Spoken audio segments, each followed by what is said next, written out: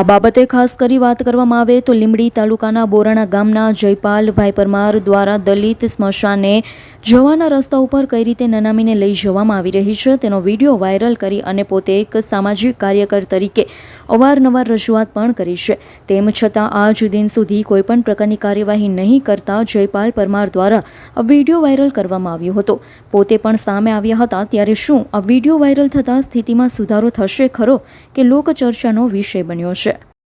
હું જયપાલભાઈ કરશનભાઈ પરમાર, ગામ બોરાણા, તાલુકો લીંબડી.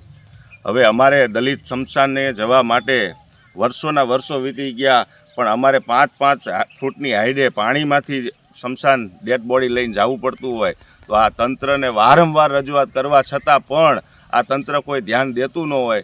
તો અમે મહેરબાની કરીને જે તંત્ર લાગતા ઓળખતા હોય એમને મહેરબાની કરીને કેવી છે, કાં તો અમને સાહેબ હોડીઓ લઈ દો અને કાં તો આનું નિરાકરણ લાવો. જેને અમે કહીએ એ કે થઈ જશે, આમ છે તેમ છે, એવા ખોટા વાયદાઓ આપાપ કરે છે.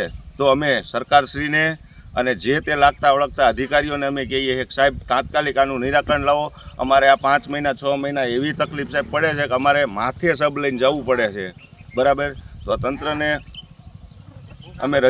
કલ્પેશ વાઢેરનો રિપોર્ટ, S9 ન્યૂઝ, સુરેન્દ્રનગર. અમારી તમામ માહિતીથી અપડેટ રહેવા માટે જોડાયેલા રહો S9 ન્યૂઝ સાથે.